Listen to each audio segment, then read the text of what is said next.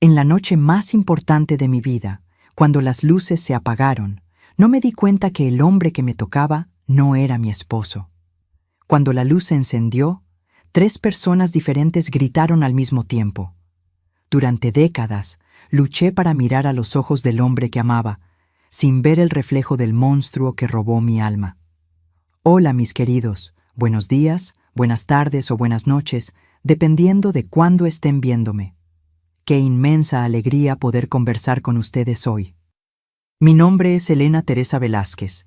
Tengo 76 años bien vividos y vivo aquí en Guanajuato, donde el invierno castiga los huesos de esta viejita, pero donde el calor humano siempre me acogió cuando más lo necesité. Hoy en día, mi pasatiempo favorito es hacer mis manteles de crochet, mientras tomo mi tecito de manzanilla en el porche de mi casita. Comienzan siempre como cuadraditos simples que se van transformando en obras que mis nietos adoran llevarse a casa. Es curioso cómo cada puntadita me trae un recuerdo diferente, como si cada lazada cargara un pedacito de mi vida. Comencé con el crochet siendo jovencita, cuando mi suegra Leonora me enseñó para calmarme después de aquellos días difíciles al inicio de mi matrimonio. Las agujas y los hilos eran como una terapia para mí, una manera de organizar mis pensamientos cuando todo parecía un ovillo enredado. Cada punto era como una pequeña victoria, una prueba de que podía crear belleza incluso cuando la vida me mostró su lado más feo. Estoy sentada aquí en mi mecedora, rodeada de cojines coloridos que yo misma hice, con el aroma a pan casero saliendo del horno. Mi gato Mingo está durmiendo en la alfombrita a mi lado, como siempre hace cuando empiezo a contar historias. Parece que hasta él disfruta escucharme hablar de la vida. Antes de continuar, quería pedirles un favorcito de corazón. Si esta historia les toca de alguna forma, dejen su like y suscríbanse al canal Memorias de las Abuelas. Esto ayuda a esta abuelita a alcanzar más personas que tal vez necesiten escuchar lo que tengo que contar. Y ustedes, mis queridos y mis queridas que están viéndome ahora, cuéntenme en los comentarios desde qué ciudad me están viendo y a qué hora del día encontraron este video. ¿Por la mañanita con el café, después de la comida, o ya de noche con un tecito como el mío? Siempre leo todos los comentarios y me hace tan feliz saber de dónde son y cuándo sacan un tiempito del día para escuchar las historias de esta abuelita. Cuéntenme, ¿sí? Vamos a crear una cadena de cariño. Hoy voy a compartirles algo que guardé en el fondo de mi corazón por muchos años. Una historia sobre confianza, traición y cómo a veces el mayor desafío no es perdonar a los demás, sino aprender a confiar nuevamente cuando la vida te jugó una pieza tan cruel que apenas puedes creerlo. Todo comenzó hace muchos años, cuando yo era apenas una joven soñadora, enamorada de un muchacho de ojos gentiles, sin imaginar que esos mismos ojos, en otro rostro idéntico, cambiarían mi vida para siempre. Nací en 1949 en Veracruz, hija de Ernestina y Clodomiro. Mi mamacita era costurera y mi papá trabajaba en el puerto. Éramos una familia sencilla, pero llena de amor. Tengo 2 hermanas mayores, Durbalina y Gersina, y un hermano menor, Olivio. Nuestra casa era pequeña, de madera, con un patio donde mi mamá plantaba de todo un poco: yuca, camote y un árbol de guayaba que era mi alegría cuando se llenaba de frutitas rojas. Las paredes de nuestra casa eran delgaditas. Se podía oír todo lo que pasaba en los otros cuartos. El piso crujía cuando pisábamos, principalmente en invierno, cuando la madera se encogía con el frío húmedo que venía del mar. Por la noche dormía en el mismo cuarto que mis hermanas, en una cama que compartía con Gersina. El olor a lavanda que mi mamá rociaba en las sábanas todavía está en mi memoria. Recuerdo como si fuera hoy la rutina de mis días de niña. Me despertaba tempranito con el olor del café siendo colado en el lienzo por mi mamá. Iba a la escuela municipal a pie, caminando casi media hora por calles de tierra. En la época de lluvias, volvía con los zapatos embarrados hasta el tobillo, pero era una alegría, porque en el camino encontraba a otros niños del vecindario e íbamos todos juntos como una pequeña procesión de risas y conversaciones. Al volver de la escuela, ayudaba a mi mamá con los quehaceres de la casa. Mientras ella cosía para afuera, yo lavaba los trastes en una palangana de aluminio en el patio, debajo del árbol de guayaba. Mi hermana Durbalina se encargaba de la ropa y Gersina de la comida.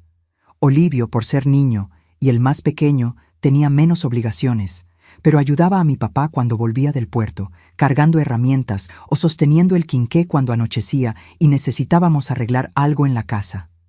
Los juegos eran simples, pero llenaban nuestros días de alegría. Avión dibujado en el suelo de tierra, matatena con piedritas que escogíamos con cuidado para que fueran del tamaño correcto, muñecas de trapo que mi mamá hacía con retazos de tela de las costuras. Mi preferida se llamaba Eulalia. Tenía el cabello de lana negra y un vestidito de tela floreada. La llevaba a todos lados, hasta que un día el brazo se descosió de tanto abrazo. Mis amiguitos eran los niños del vecindario. Iracema, hija de doña Zenaida, que vendía panes caseros. Teodoro, hijo del dueño de la tienda donde comprábamos queroseno para el quinqué.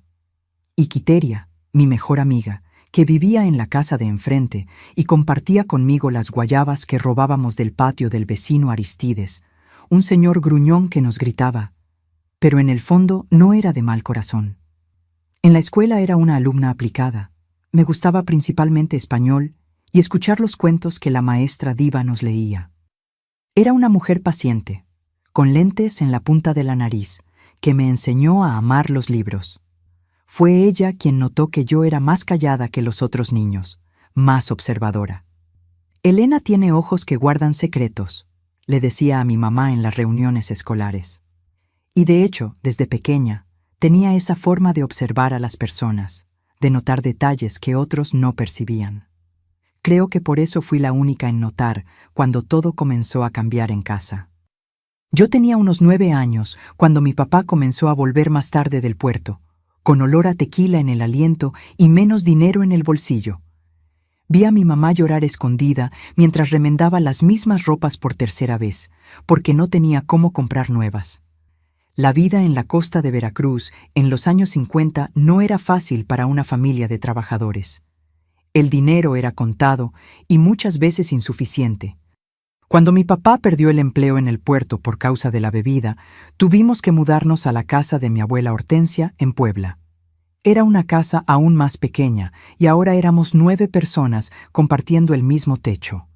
Nosotros 6, mi abuela y mis tíos Eustaquio y Aparicio. Fue en Puebla donde viví mi preadolescencia, entre el olor de comida siempre en la estufa, porque mi abuela decía que casa sin olla al fuego es casa sin alma, y al son de la radio vieja de mi tío Eustaquio, que tocaba sones jarochos, incluso fuera de temporada.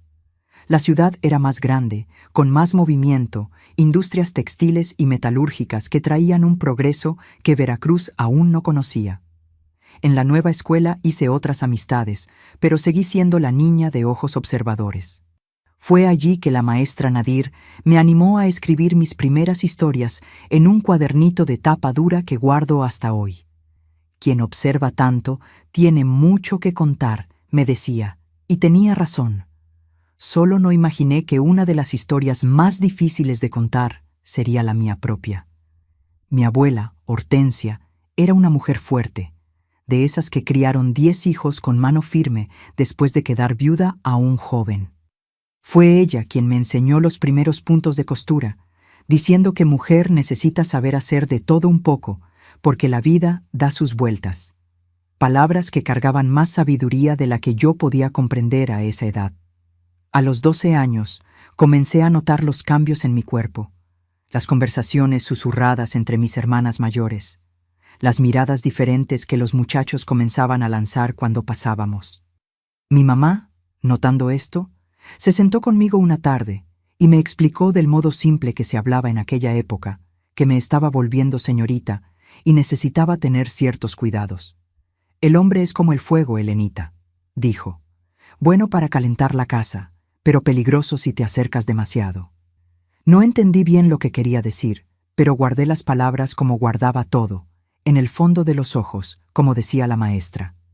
Fue en 1967, cuando tenía 18 años, que mi vida cambió completamente. Ya estábamos viviendo en Guanajuato. Mi papá, después de años luchando contra la bebida, finalmente logró recuperarse con la ayuda de un grupo de apoyo de la iglesia y consiguió empleo en un aserradero de la región. Era una oportunidad de comenzar de nuevo para todos nosotros, y la ciudad, con sus inviernos rigurosos y campos abiertos, parecía el escenario perfecto para una nueva historia. Yo trabajaba como dependienta en la farmacia central, en la plaza principal. Fue allí donde conocí a Leonardo Rivera, un muchacho alto, de sonrisa fácil y ojos castaños tan expresivos que parecían conversar conmigo incluso cuando él estaba en silencio. Venía siempre a comprar medicinas para su madre, doña Leonora, que sufría de reumatismo. En cada visita se demoraba un poquito más, preguntaba sobre mi día, contaba alguna novedad de la ciudad. «Elena, tienes los ojos más atentos que he visto jamás», me dijo cierta vez cuando noté que tenía una mancha de grasa en la manga de la camisa. La mayoría de las personas ni nota que estoy aquí, menos aún un detalle así. Y yo, sonrojándome hasta la raíz del cabello, solo conseguí sonreír en respuesta. Leonardo trabajaba en el taller mecánico de su padre, don Juvenal, un español que vino a México siendo joven y construyó su vida arreglando los pocos automóviles que circulaban por la región en aquella época.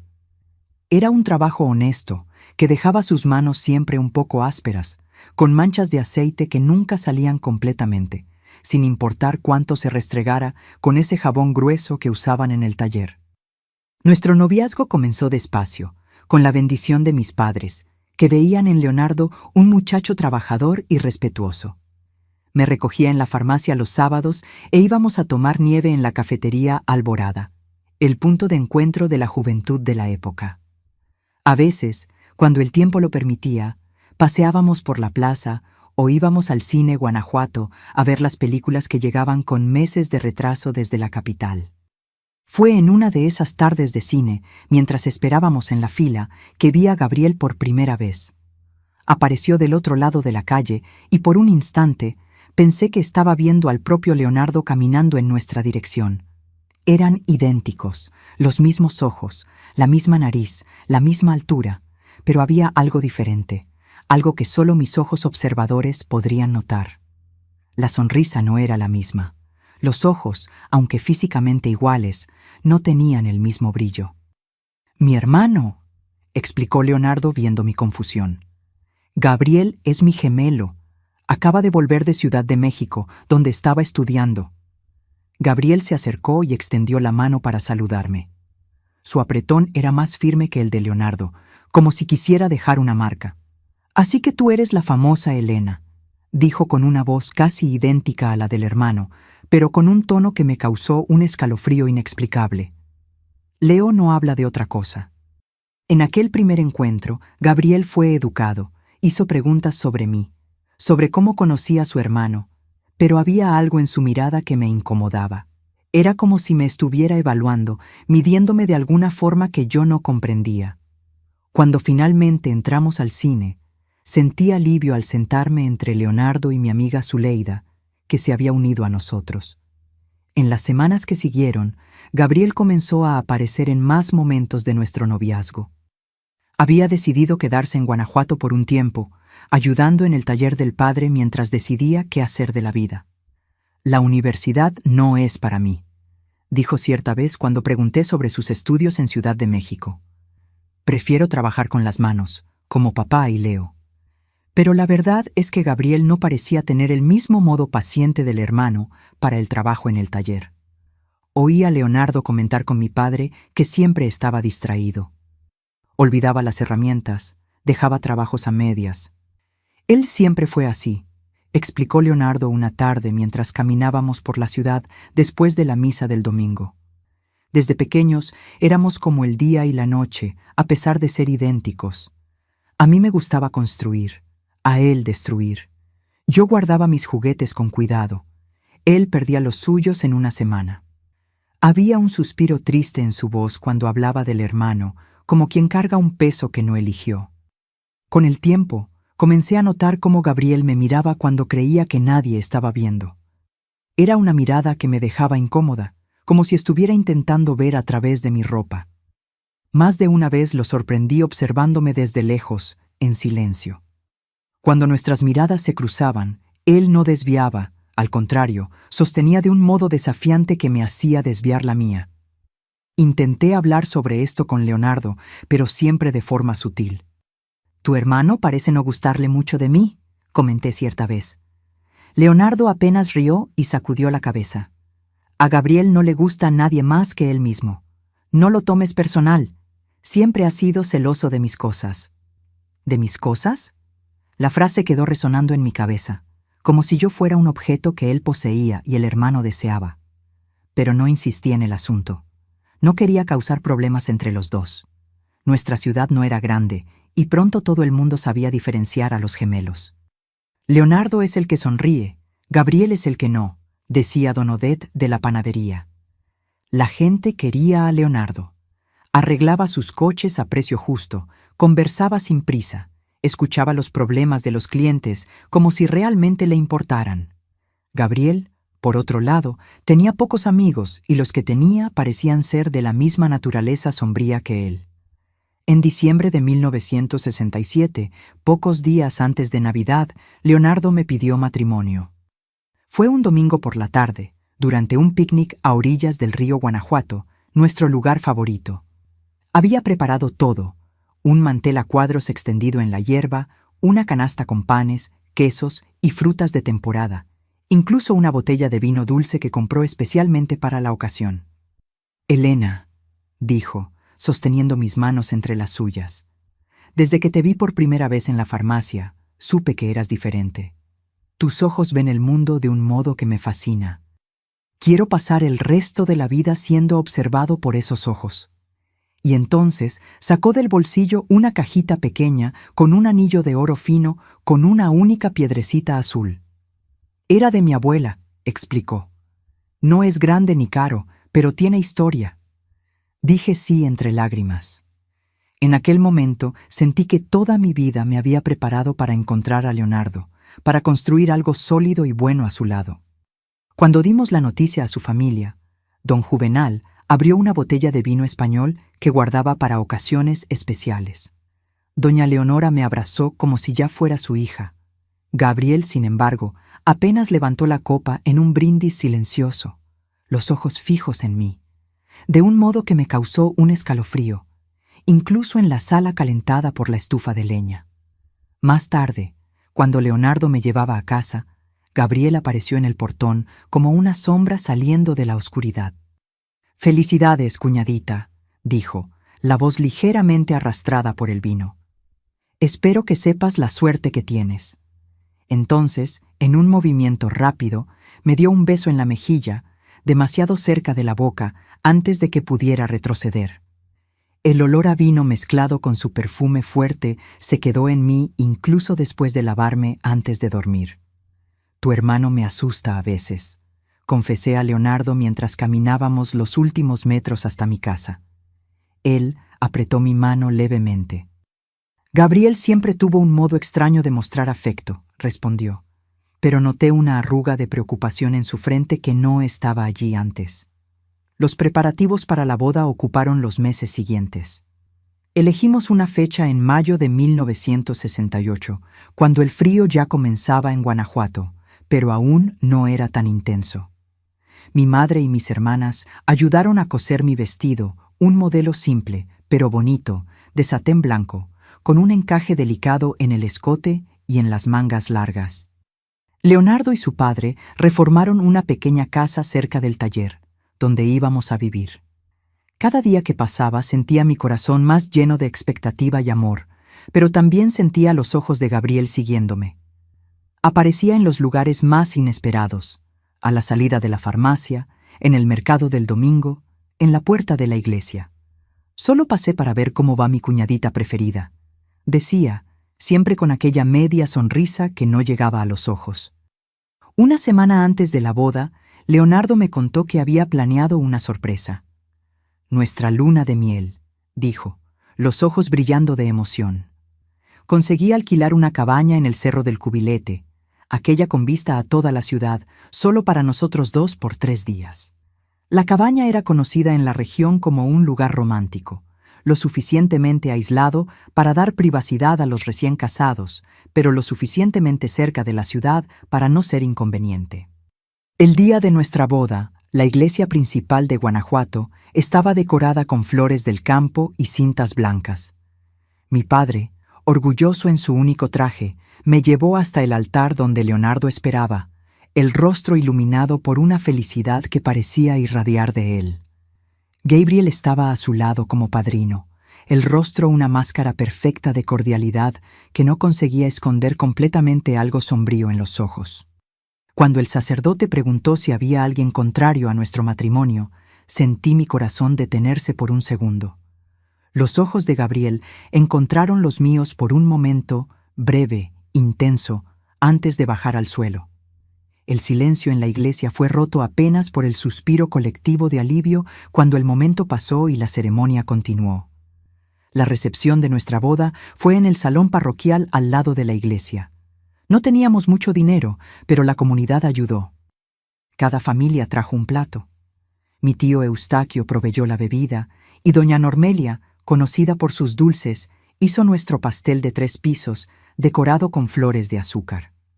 Era mayo, y aunque con el frío que ya comenzaba a apretar, el salón estaba calentado por el calor humano, por los bailes y por las conversaciones animadas. Leonardo no se despegó de mí ni un segundo durante la fiesta. Sus ojos brillaban cada vez que me miraba y yo me sentía la mujer más amada del mundo. Gabriel, por otro lado, se mantuvo alejado la mayor parte del tiempo. Lo veía ocasionalmente por los rincones, bebiendo más de lo que debería, observando, siempre observando. Cuando llegó la hora de partir hacia nuestra luna de miel, fui a cambiarme en el pequeño cuarto del fondo de la iglesia. Mi madre me ayudó a quitarme el vestido de novia y ponerme un vestido azul claro que habíamos cosido especialmente para esa ocasión. «Sé feliz, hija mía», dijo con lágrimas en los ojos. «Que Dios bendiga esta unión». Leonardo me esperaba afuera, ya con las maletas en el coche de su padre, un Volkswagen 1965 que don Juvenal había prestado especialmente para la ocasión.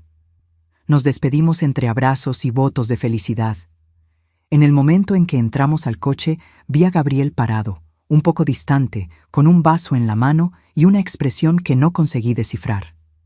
La cabaña en el Cerro del Cubilete quedaba a unos 20 minutos del centro de la ciudad. Conforme subíamos la carretera sinuosa, la ciudad iba quedando atrás, pequeña y punteada de luces en la oscuridad que comenzaba a caer.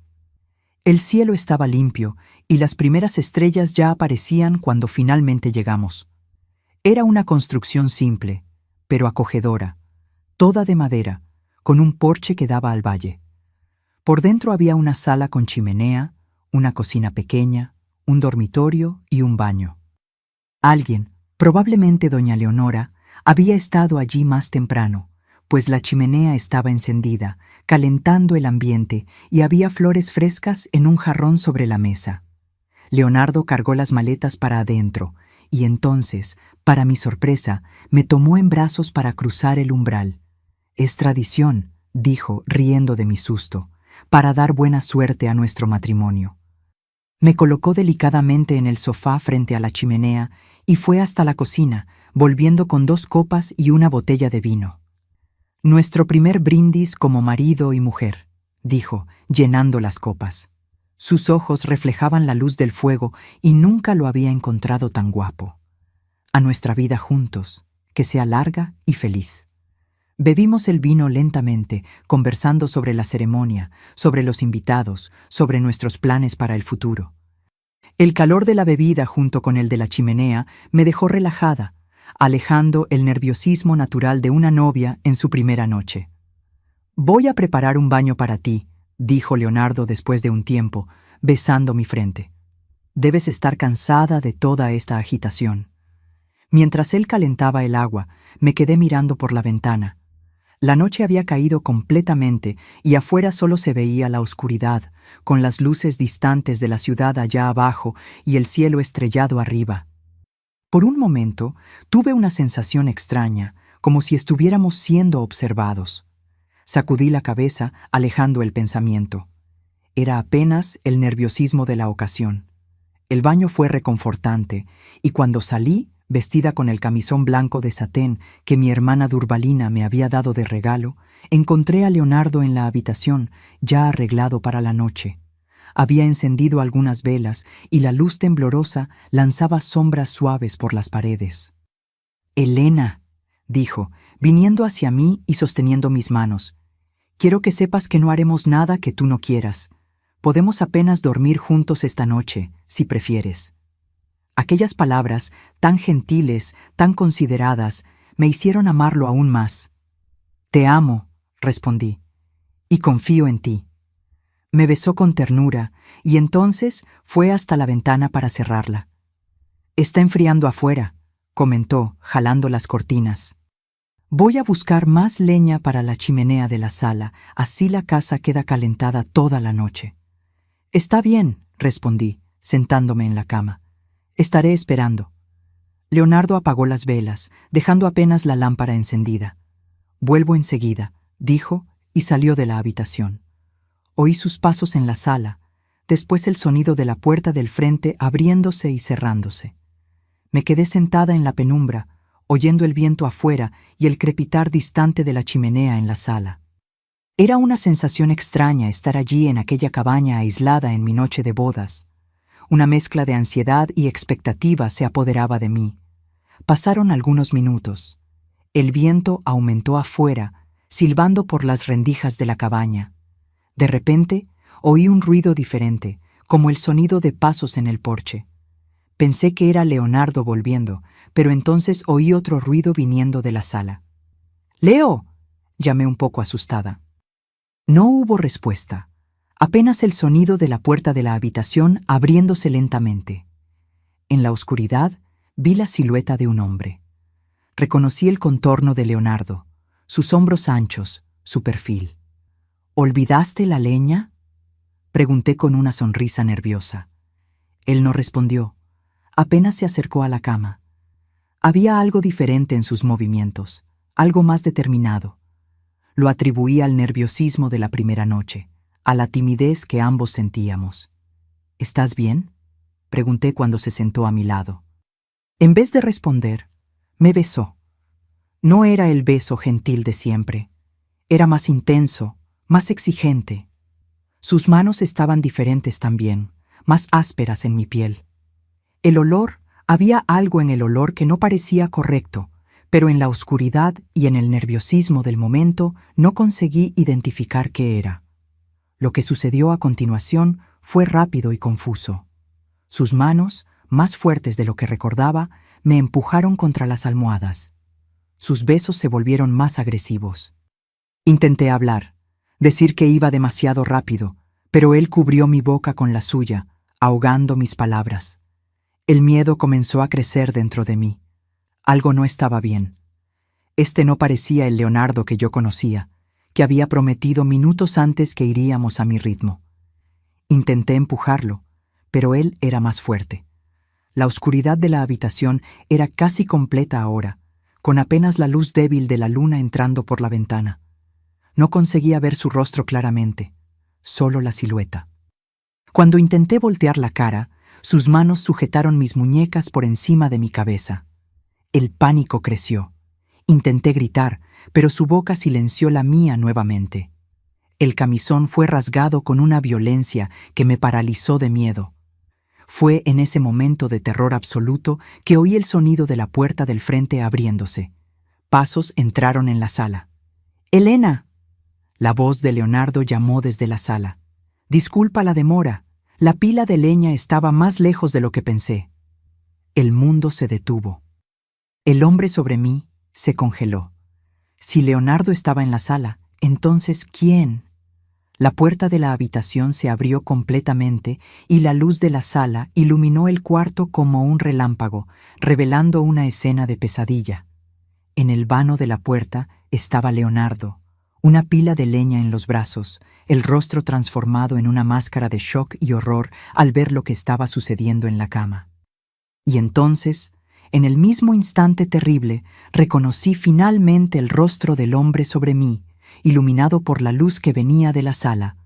Gabriel, el hermano gemelo idéntico, que me había observado con aquellos ojos perturbadores por meses, que me había seguido, me había estudiado, aprendido a imitar al hermano. Lo que siguió fue un caos de gritos y violencia. Leonardo dejó caer la leña y se lanzó contra su hermano con un rugido animal que nunca olvidé. Los dos cayeron al suelo en una confusión de golpes e insultos. Me encogí contra la cabecera de la cama, jalando la sábana para cubrirme, el cuerpo entero temblando incontrolablemente. La lucha fue brutal y rápida. Leonardo, alimentado por una furia que nunca había visto en él, golpeaba al hermano repetidamente. «¿Cómo pudiste?», gritaba entre los golpes. «¿Cómo pudiste?». Gabriel apenas se defendía.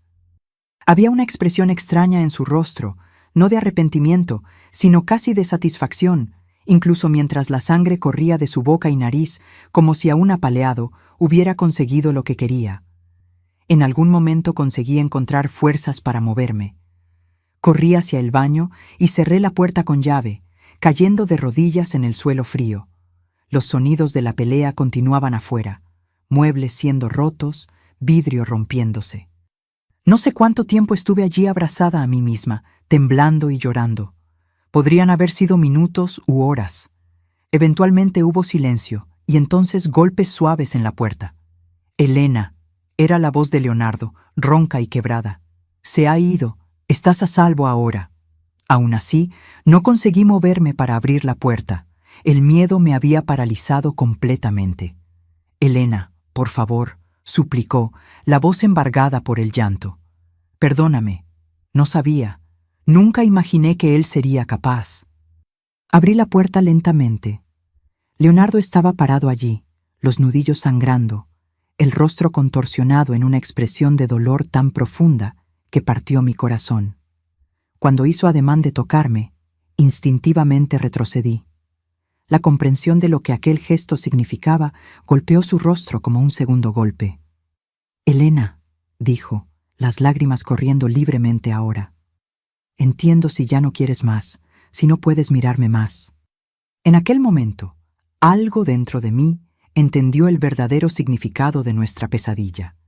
No era solo mi cuerpo el que había sido violado, era nuestra confianza, nuestro amor, nuestra vida juntos que apenas había comenzado. «¿Dónde está él?», conseguí preguntar finalmente. «Lo puse en el coche y le dije que nunca más volviera», respondió Leonardo, los puños cerrados al lado del cuerpo. «Si aparece frente a mí de nuevo, lo mato». Las horas que siguieron fueron un borrón. Leonardo cuidadosamente me ayudó a vestirme con ropa suya, demasiado grande para mí, pero cómoda y seca. Limpió la habitación lo mejor que pudo, arrojando las sábanas manchadas a la chimenea. Nos sentamos en lados opuestos de la sala, en silencio, como extraños, mientras la noche avanzaba. «¿Qué pasó con nosotros?», pregunté finalmente, la voz pequeña y distante. Leonardo levantó los ojos rojos e hinchados. «Nada pasó con nosotros, Elena. Lo que pasó fue un crimen terrible cometido contra ti, contra nosotros dos, por mi propia sangre». Su voz falló en la última palabra. «No consigo mirarte sin verlo a él», confesé, las lágrimas corriendo nuevamente. Leonardo asintió lentamente, el dolor evidente en cada línea de su rostro. «Lo sé», dijo simplemente. «Lo sé. La luz de la mañana nos encontró todavía allí, separados por un abismo que parecía imposible de atravesar. Nuestra boda, tan llena de promesas el día anterior, ahora parecía una casa construida sobre arena movediza, hundiéndose antes incluso de haber tenido la oportunidad de vivir en ella. Los primeros días después de aquella noche fueron como vivir en una pesadilla de la que no conseguía despertar. Volvimos a la ciudad en la mañana siguiente sin intercambiar más que algunas palabras necesarias. Leonardo me llevó a la casa de mis padres, no a la casita que habíamos preparado con tanto cariño para nuestra vida juntos. «Necesito tiempo», expliqué sin conseguir mirar a sus ojos. Aquellos ojos que eran los mismos de quien me había herido tan profundamente. «Entiendo», respondió, la voz baja y quebrada. «Esperaré el tiempo que sea necesario, Elena». Mis padres no entendieron de inmediato lo que había sucedido. ¿Cómo explicar lo inexplicable? Dije apenas que necesitábamos tiempo, que las cosas no habían salido como esperábamos. Vi la confusión en sus ojos, las preguntas no hechas, pero no tenía fuerzas para elaborar. Pasé una semana entera sin salir del cuarto, encogida en la cama como una niña asustada. Las noches eran las peores. Cada vez que cerraba los ojos, revivía aquellos momentos en la cabaña, la oscuridad, las manos ásperas, el descubrimiento horrible. El 8º día, oí golpes en la puerta de la casa. A través de la ventana de mi cuarto, vi a Leonardo parado en el umbral, sosteniendo un ramo de flores silvestres y conversando con mi padre. Me escondí detrás de la cortina, el corazón latiendo acelerado. No estaba lista para verlo. Tal vez nunca lo estaría. Mi madre entró en el cuarto poco después, trayendo las flores. «Está preocupado por ti, hija», dijo, colocando el florero en la mesita de noche. ¿Qué pasó realmente entre ustedes? Miré aquellas margaritas del campo, mis preferidas, las mismas que él me había dado cuando nos conocimos, y algo se rompió dentro de mí. Las lágrimas que había intentado contener durante aquella semana vinieron como una inundación, y entre sollozos conté todo a mi madre. La noche en la cabaña, Gabriel, la violación, la pelea, el vacío que quedó. Ella me abrazó en silencio por mucho tiempo, meciéndome como hacía cuando yo era pequeña y tenía pesadillas. «Hija mía», dijo finalmente, «lo que aquel monstruo te hizo es imperdonable, pero recuerda que no fue tu marido quien lo hizo». «Pero cada vez que lo miro, veo al otro», confesé, la voz entrecortada. «¿Cómo puedo construir un matrimonio así?» Mi madre sostuvo mi rostro entre las manos, obligándome a mirar a sus ojos. «Tienes los ojos más observadores que he visto, Elena. Úsalos. Ve más allá de la apariencia. Tú, Leonardo, y aquel demonio pueden tener el mismo rostro, pero no tienen la misma alma». Las palabras de ella se quedaron conmigo en los días que siguieron. Leonardo continuó viniendo todos los días, dejando flores, cartas, a veces solo para preguntar cómo estaba.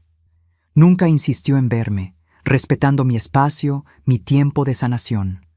Comencé a leer sus cartas. Estaban llenas de dolor, de arrepentimiento por no haber percibido las intenciones del hermano, de promesas de protegerme para siempre. En una de ellas escribió: «Si decides que ya no puedes mirar este rostro, lo entenderé. Pero que sepas que mi corazón siempre será tuyo, incluso si tú ya no puedes ser mía». Fue esa carta la que me hizo finalmente abrir la puerta cuando vino, 2 semanas después de lo ocurrido. El shock en su rostro al verme fue evidente. Había perdido peso. Mis ojos estaban hundidos de tanto llorar, mi cabello sin vida. Quedamos parados en el umbral, sin saber qué decir. Había una distancia entre nosotros que parecía imposible de atravesar. «¿Volvió?», pregunté finalmente. Leonardo sacudió la cabeza. «No. Mi padre lo mandó a Monterrey, a la casa de un tío. No va a acercarse más a ti, lo prometo». Asentí sin saber cómo proseguir. El silencio cayó sobre nosotros nuevamente, pesado como una nube de tormenta. «Te cortaste el cabello», observé finalmente, notando que sus rizos oscuros, antes a la altura de los hombros, como los del hermano, ahora estaban bien cortos. «Sí», pasó la mano por el cabello casi rapado. Pensé que tal vez ayudaría a ser menos parecido a él. Aquel pequeño gesto, cambiar su apariencia para ayudarme a diferenciarlo del hermano, tocó algo profundo en mí. Era una demostración de comprensión que no esperaba. «¿Puedo entrar?», preguntó vacilante. Di un paso al lado, permitiendo su paso. Entró y se sentó en la punta del sofá de la sala, las manos juntas en el regazo, como si temiera ocupar mucho espacio. Me senté en el sillón opuesto, manteniendo distancia. Conversamos superficialmente por algunos minutos sobre el clima, sobre cómo estaban mis padres, cosas seguras que no tocaban la herida abierta entre nosotros. Pero entonces, en medio de una frase sobre el nuevo sacerdote de la parroquia, se detuvo y me miró directamente. «Te amo, Elena», dijo simplemente. «Y te amaré si quieres quedarte conmigo o si decides irte. Te amaré si tardas 1 mes o 10 años en sentirte segura conmigo nuevamente. Te amaré incluso si nunca más lo consigues. Su voz falló y bajó los ojos. Fue en ese momento que me di cuenta de que él también estaba sufriendo, no solo por la traición del hermano o por mi alejamiento, sino por un dolor que reflejaba el mío. Lo que había sucedido aquella noche no solo me había violado a mí, sino también a él, la confianza que tenía en su propia sangre, la imagen que tenía de su familia. Quiero intentarlo, dije, las palabras saliendo antes incluso de que pudiera pensarlas completamente. No sé si lo conseguiré, pero quiero intentarlo.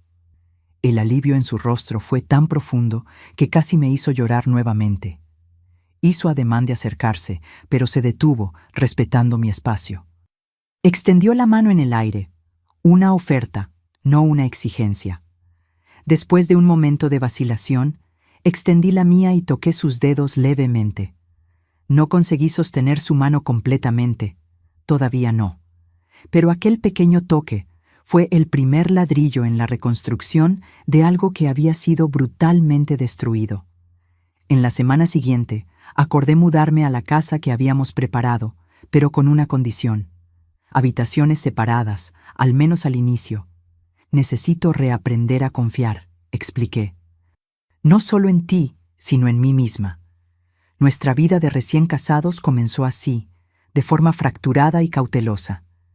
Yo cocinaba, él arreglaba cosas por la casa, conversábamos durante la cena, veíamos el pequeño televisor blanco y negro que su padre nos había dado de regalo y entonces íbamos a habitaciones separadas cuando llegaba la noche. Las semanas pasaron. Leonardo nunca presionó, nunca cobró. A veces lo sorprendía mirándome, con aquella expresión de amor mezclada con tristeza.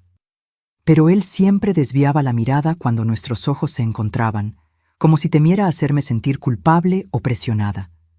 El punto de ruptura verdadero vino casi 2 meses después de lo ocurrido. Era una noche de julio, y el invierno de Guanajuato estaba en el auge de su fuerza. El viento aullaba afuera, haciendo temblar las ventanas de la casa. Yo estaba en la cocina lavando los trastes de la cena cuando la luz se fue repentinamente. «Elena», oí a Leonardo llamar desde la sala.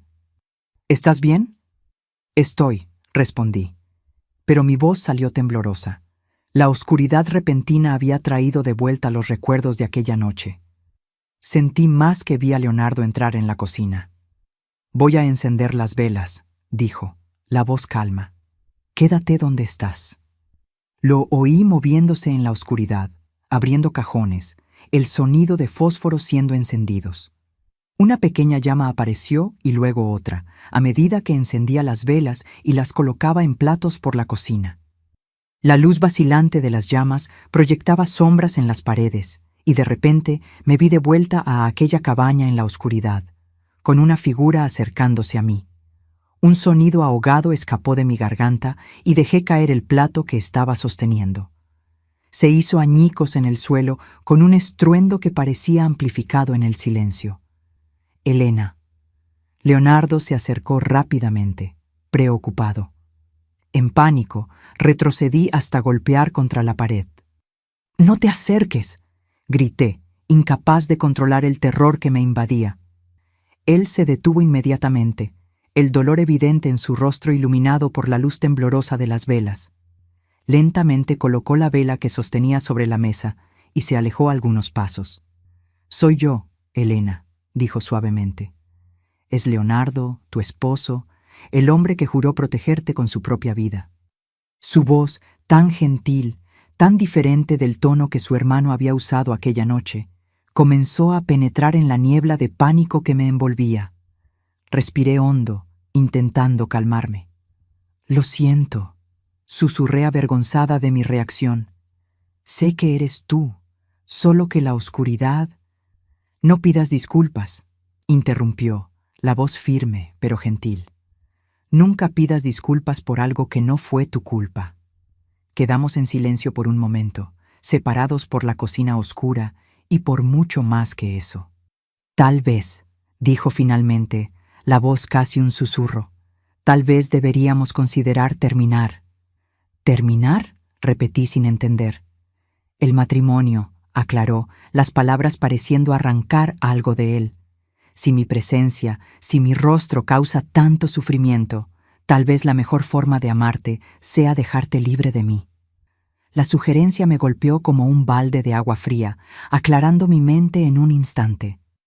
La idea de Leonardo saliendo de mi vida, de perder al hombre por quien me había enamorado, por quien había soñado una vida entera, causó un miedo diferente. No el miedo del trauma, sino el miedo a la pérdida.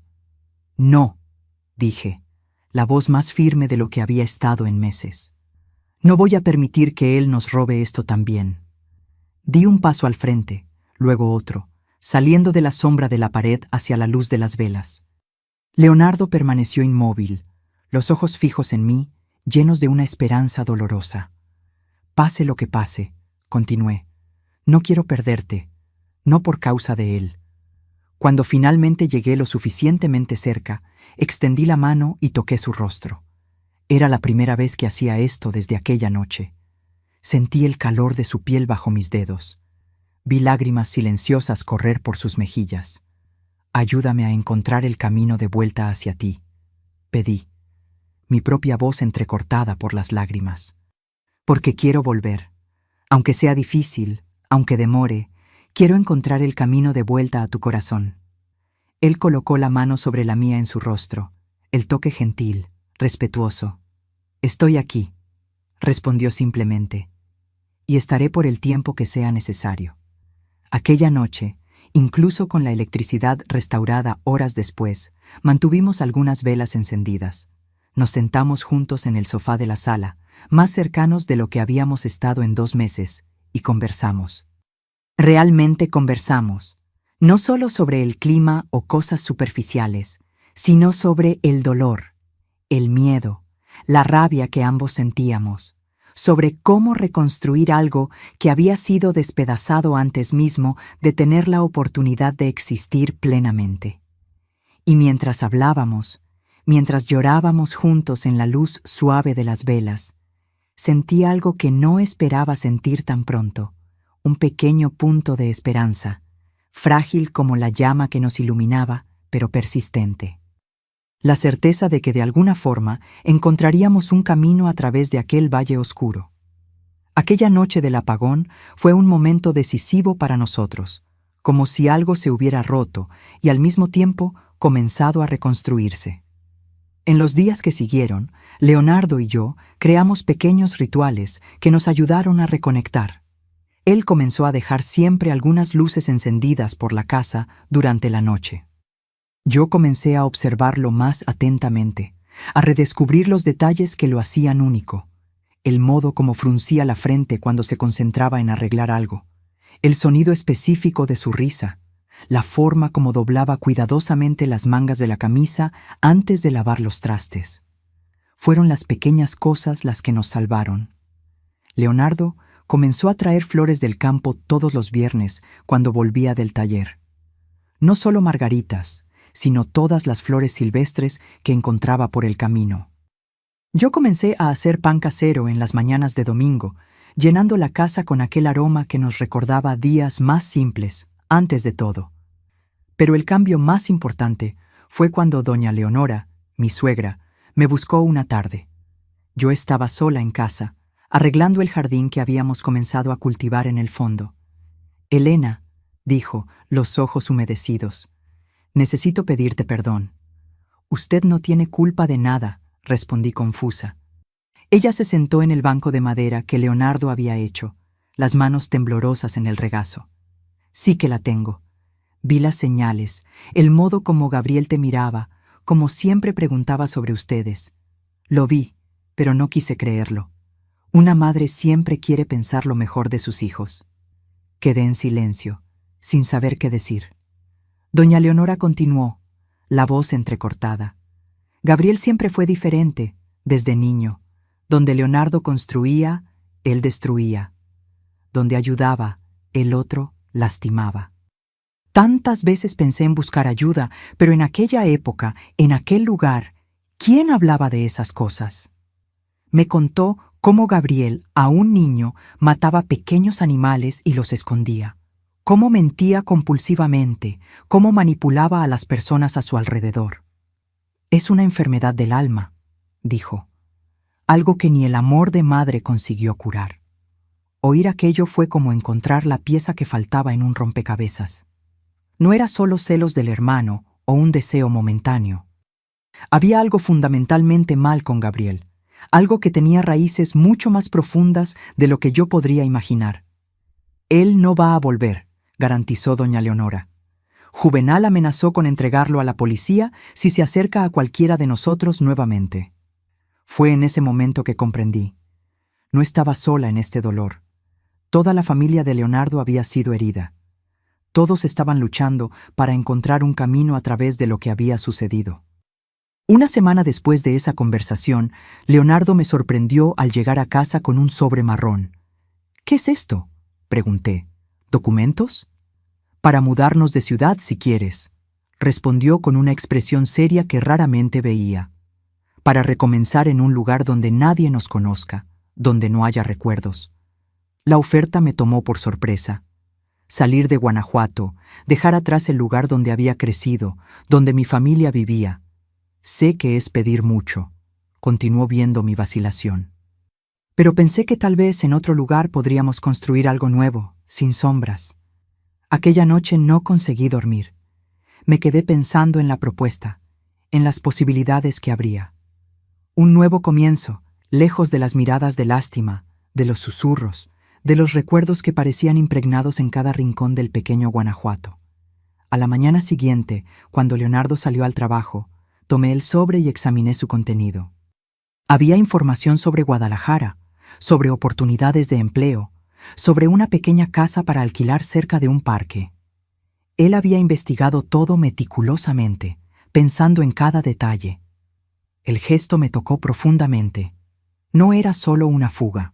Era una prueba de cuánto estaba dispuesto a sacrificar para darme una oportunidad de curación, de recomenzar.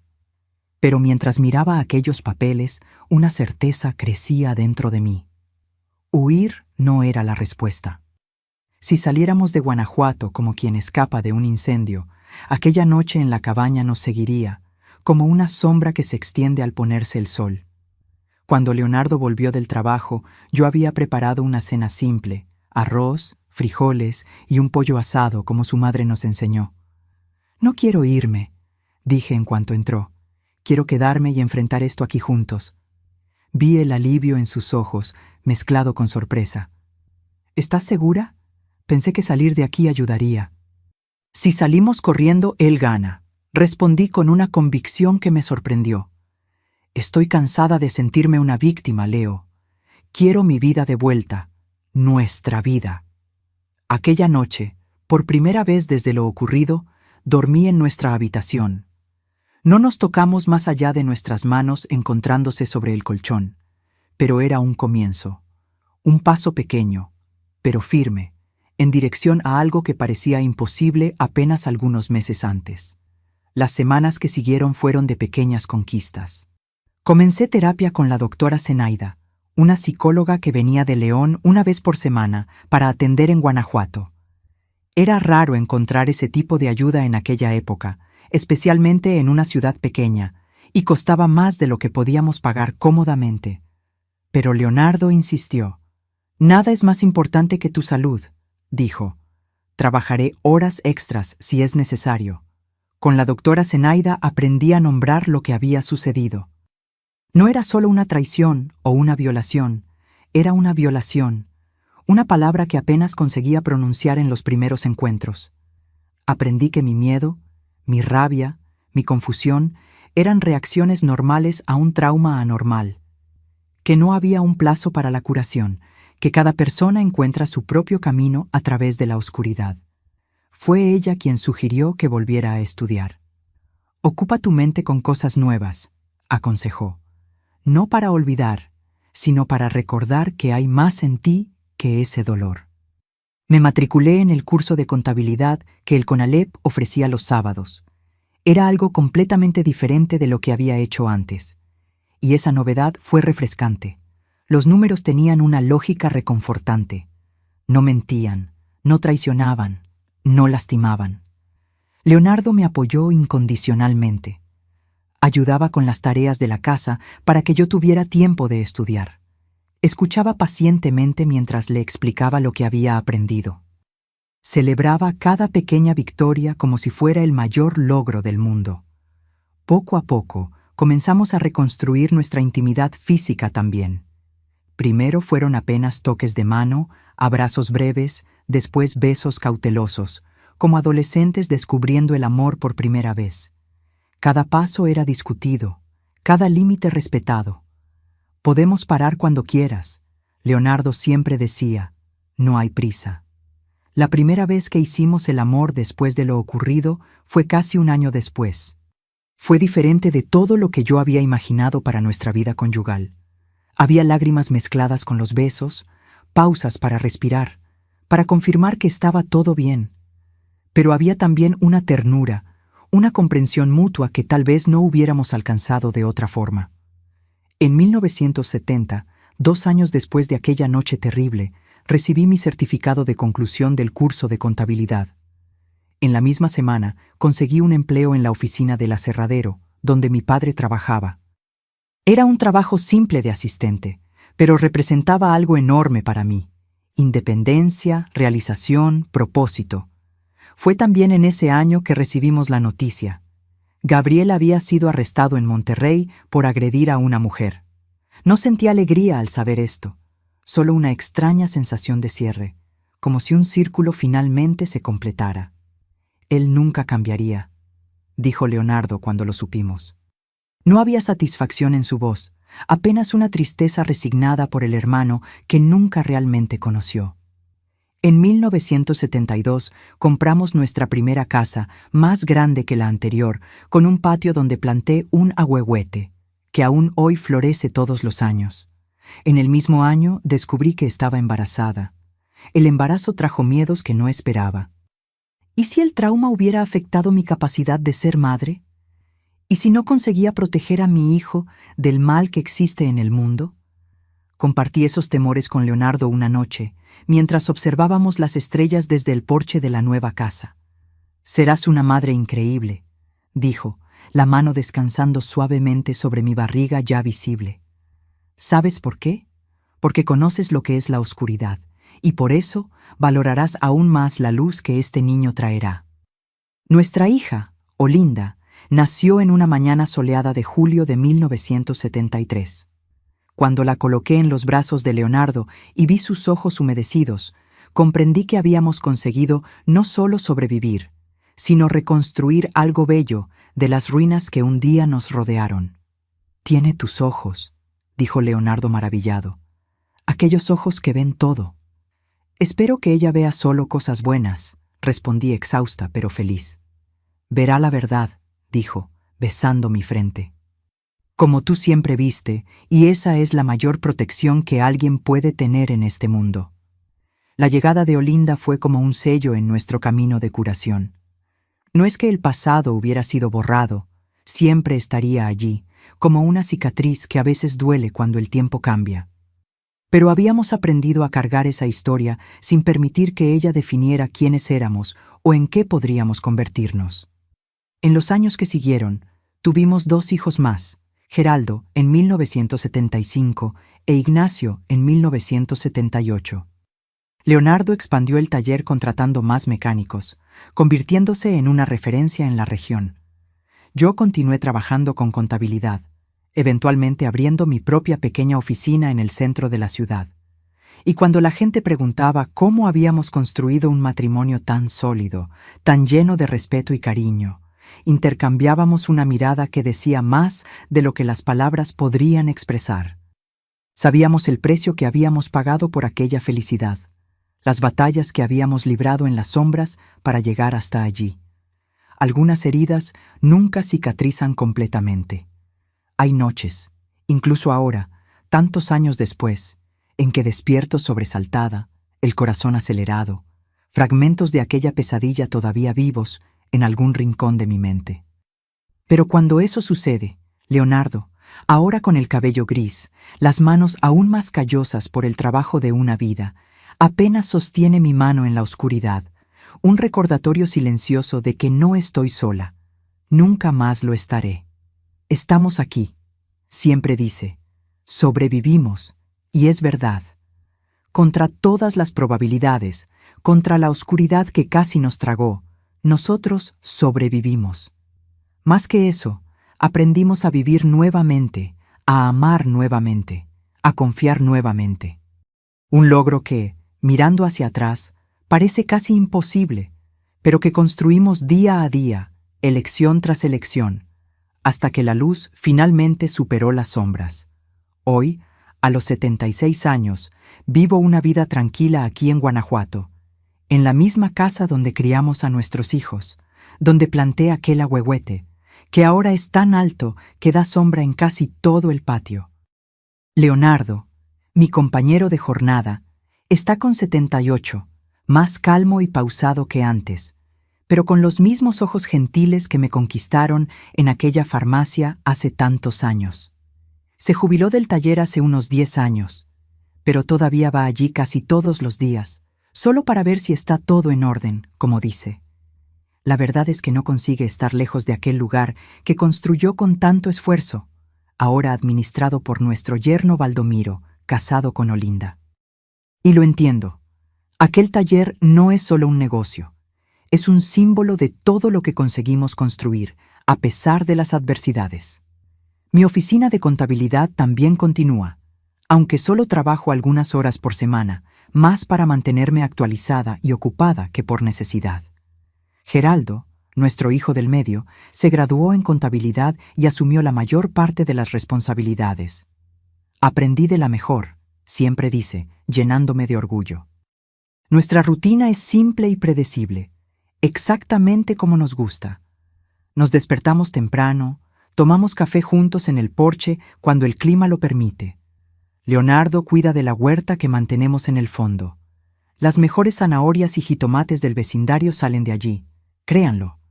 Yo hago mi crochet, actividad que aprendí con mi suegra y que se convirtió no solo en un pasatiempo, sino casi en una meditación.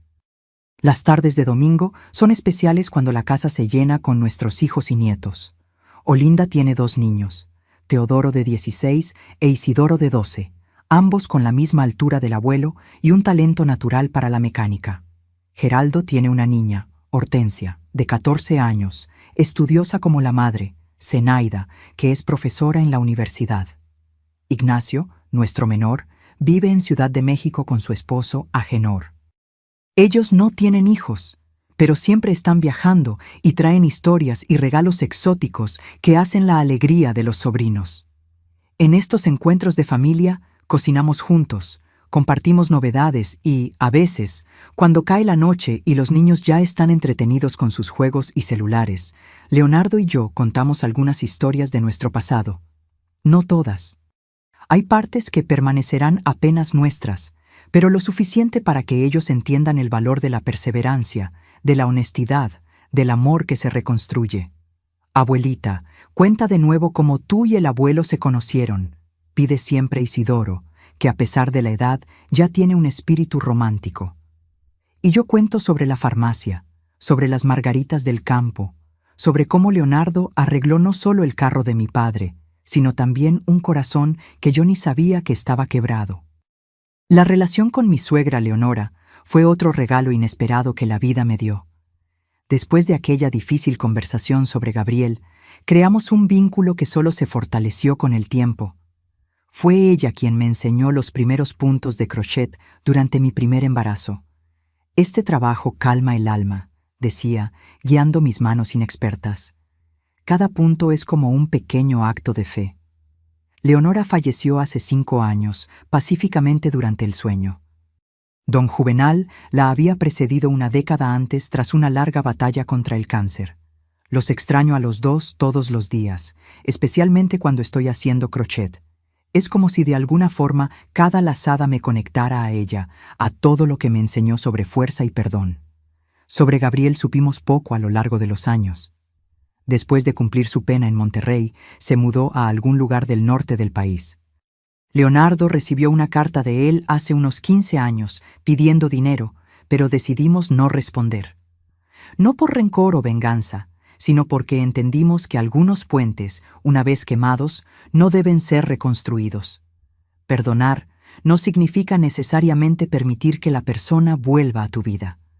Las cicatrices de aquella noche todavía están con nosotros de formas sutiles, pero presentes. Nunca dejamos de dormir con una luz pequeña encendida en el pasillo.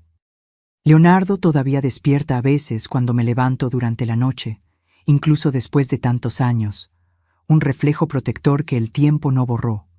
Y yo todavía tengo días en que recuerdos indeseados vuelven, traídos por un olor, una música, un sueño. Pero aprendimos a vivir no a pesar de esas cicatrices, sino con ellas. Son parte de nuestra historia, marcas de batallas que vencimos, recuerdos de cuán fuerte puede ser el espíritu humano cuando es confrontado con la oscuridad. Nuestra casa es un reflejo de eso, acogedora, llena de luz, con puertas y ventanas que dejamos abiertas siempre que el clima lo permite. Las paredes están cubiertas de fotografías de familia, cada una contando un capítulo de la vida que construimos. Nuestra boda. Tuvimos una pequeña ceremonia de renovación de votos en nuestro 10º aniversario. El nacimiento de los hijos, graduaciones, bodas, nuestros primeros nietos. En un estante especial en la sala, guardo mis manteles de crochet más elaborados, aquellos que no tengo el valor de usar en el día a día. Cada uno representa un periodo de mi vida, un conjunto de emociones y recuerdos tejidos junto con los hilos coloridos. El más antiguo, un pequeño centro de mesa en tonos de azul y blanco, fue hecho durante mi recuperación. El más reciente, una colcha de colores vibrantes, fue un proyecto de un año entero que completé para el nacimiento de nuestro primer bisnieto, que debe llegar en algunos meses. La hija de Olinda está embarazada, y apenas podemos esperar para conocer al pequeño Ananías. Leonardo a veces bromea diciendo que voy a envolver el mundo entero en hilo de crochet si me dejan. Su abuelita está tratando de calentar el planeta entero, un cuadradito a la vez. Les dice a los nietos que ríen y fingen esconderse bajo las mantas coloridas que hago. Y tal vez haya una verdad en eso. Cada pieza que creo es como un pequeño acto de defensa contra el frío, contra la oscuridad, contra todo lo que un día intentó destruirnos. Cada punto, cada lazada es un «todavía estamos aquí», silencioso. Un testimonio de que el amor puede sobrevivir a las peores tormentas. Nuestra vida hoy es lo que siempre soñamos. No perfecta, no sin desafíos, pero auténtica y construida con nuestras propias manos, ladrillo por ladrillo, punto por punto. Es una vida que conquistamos, no apenas recibimos, y tal vez por eso la valoramos tanto. Cuando miro a Leonardo, ahora con el cabello completamente blanco y el paso más lento, todavía veo al muchacho de sonrisa gentil que entraba en la farmacia buscando medicina para su madre. Y sé que cuando él me mira, ve más allá de las arrugas y del cabello gris. Ve a la niña de ojos observadores que notó una mancha de grasa en su camisa en aquel primer encuentro. Y eso, mis queridos, es tal vez la mayor bendición de todas, tener a tu lado a alguien que ve no solo quién eres, sino quién siempre fuiste y quién aún puedes ser. Mis queridos, al llegar al final de esta historia, quiero dejar un mensaje de corazón para quien está enfrentando su propia tormenta. Cuando pasé por aquella noche terrible, pensé que jamás volvería a ser feliz, pero la vida me enseñó que somos mucho más fuertes de lo que imaginamos. Aprendí que mis arrugas son mapas de supervivencia. Cada una cuenta una historia de dolor superado. Cuando el mundo estaba demasiado oscuro, descubrí que mi luz interior nunca se apagó completamente. Apenas esperaba un soplo de esperanza para reencender. El trauma deja cicatrices invisibles, pero la recuperación muestra que podemos florecer incluso después de la tormenta, como el ahuehuete de mi patio, que pierde todas las hojas en el invierno, pero explota en flores doradas en la primavera. Mi experiencia me enseñó que nuestra historia no termina en los capítulos dolorosos. Siempre hay una página nueva esperando para ser escrita. Descubrí que mi voz, incluso temblorosa, tiene poder cuando decido usarla. La edad me dio sabiduría para entender que nunca es tarde para recomenzar. Cada momento de alegría que viví, cada nacimiento, cada aniversario, cada domingo en familia, fue una prueba de que no fui vencida, que elegí la vida a pesar de todo. Si estás viviendo tu propio valle de sombras, busca ayuda. No hay vergüenza en pedir apoyo. No hay debilidad en compartir tu dolor. La verdadera valentía está en dar el primer paso hacia la sanación. Confía en tus ojos observadores, aquellos que ven más allá de las apariencias. Confía en tu corazón que sabe distinguir el amor verdadero de sus imitaciones. Y confía en el tiempo que no cura todo, pero trae perspectivas que no conseguimos ver durante la tormenta. Mis amores que me han acompañado hasta aquí, este no es solo un video más para que ustedes vean, es una invitación para un viaje de transformación. Si mis palabras tocaron su corazón, ayúdenme a construir una familia de personas que creen en el poder de la superación y de la esperanza. Aprieten el botón de suscripción ahora mismo y escriban en los comentarios: "Yo elijo renacer". Ese será nuestro código secreto, nuestra forma de decir que no importa cuán difícil haya sido la vida, estamos eligiendo la luz, el recomienzo, la fuerza que viene después de las lágrimas. Cada semana voy a elegir a alguien que comentó: "Yo elijo renacer", para dedicar un video especial con un mensaje particular de esperanza. Puede ser usted. Es mi forma de retribuir el cariño que recibo diariamente de ustedes, mis queridos.